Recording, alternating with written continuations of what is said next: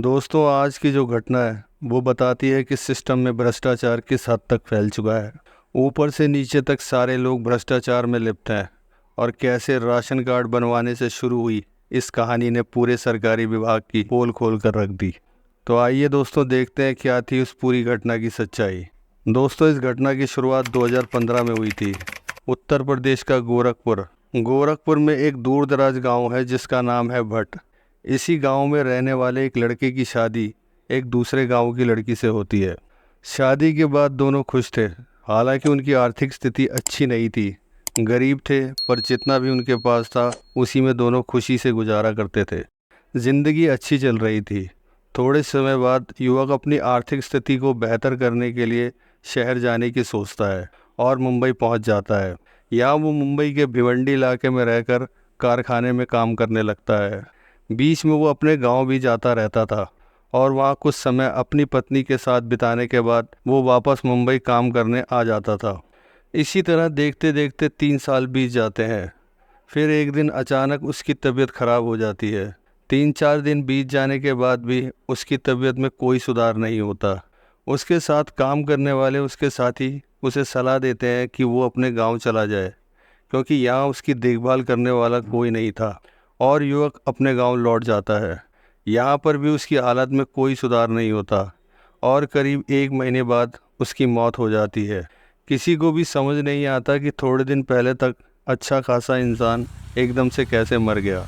मौत की वजह जानने के लिए गांव में ना तो कोई हॉस्पिटल था और ना ही कोई इतना जागरूक जो इसकी मौत की वजह जानने की कोशिश करे। कुल मिलाकर अगर आज भी गांव में बीमारी की वजह से कोई मौत हो जाती है तो कोई भी बीमारी की वजह जानने की कोशिश नहीं करता और सब उसे उसकी खराब किस्मत मानकर भूल जाते हैं। दूसरी तरफ मृतक युवक की पत्नी पर तो जैसे दुखों का पहाड़ टूट पड़ता है। मात्र 27 साल की उम्र में वो विधवा हो गई थी। अब पहाड़ जैसी पूरी ज़िंदगी उसे अकेले ही काटनी थी। दूसरी तरफ उसके माता पिता, जिन्होंने उसे विदा किया था, उन्होंने भी उससे किनारा कर लिया और अपनी दूसरी जिम्मेदारियों का रोना रोते हुए उसे उसके हाल पर छोड़ दिया। अब ले दे के उसके पास सिर्फ एक ही छत बची थी जिसमें वो और उसका पति रहते थे। लेकिन जीने के लिए खाने और पैसे की भी ज़रूरत होती है। गांव की वो महिला, जिसे दुनियादारी की जानकारी नहीं थी और ना ही उसने इससे पहले कोई काम किया था, उसके लिए गुजर बसर करना मुश्किल हो गया था। उसे लगा कि अगर वो घर से बाहर नहीं निकलेगी तो भूख से ही मर जाएगी।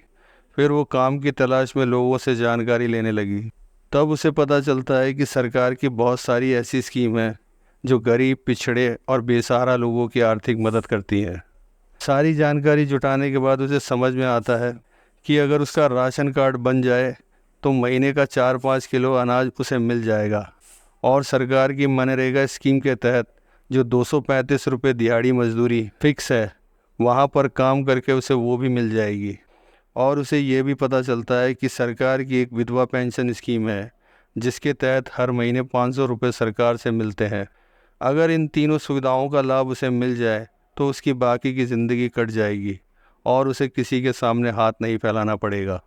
बस यहीं से उसके शोषण की कहानी शुरू होने वाली थी, क्योंकि इस भ्रष्टाचारी सिस्टम में जितना आसान उसे ये लग रहा था उतना था नहीं। खैर, अब वो अपना राशन कार्ड और विधवा पेंशन बनाने की कोशिश में लग गई। उसे पता चलता है कि ये सब स्कीम गांव का जो प्रधान है उसकी मंजूरी से ही मिलती है। इसी आस में वो गांव के प्रधान के पास पहुंचती है और अपनी मजबूरी का हवाला देते हुए कहती है। सारी बातें सुनने के बाद प्रधान कहता है कि बन तो जाएंगे, लेकिन उसने सोचा बदले में उससे क्या मिल सकता है।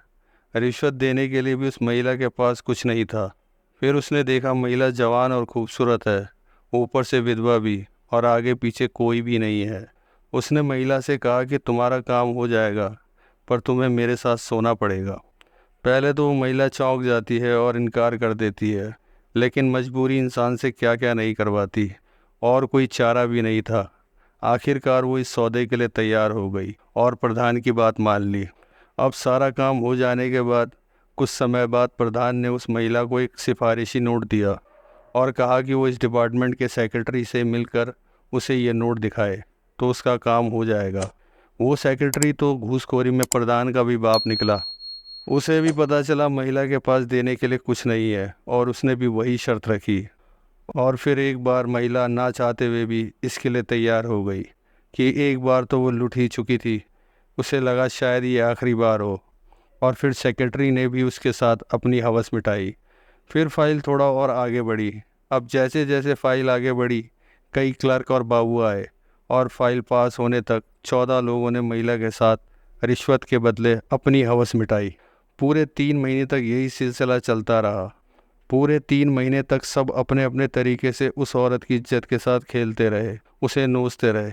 आखिरकार 3 महीने बाद उसको राशन कार्ड मिल गया। इतनी जिल्लत और अपनी इज्जत गंवाने के बाद भी उसकी समस्या ख़त्म नहीं हुई और अचानक वो बीमार पड़ गई।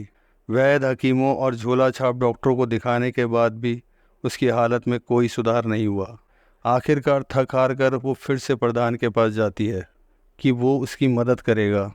प्रधान ने उसे गांव के एक डॉक्टर के पास भेज दिया।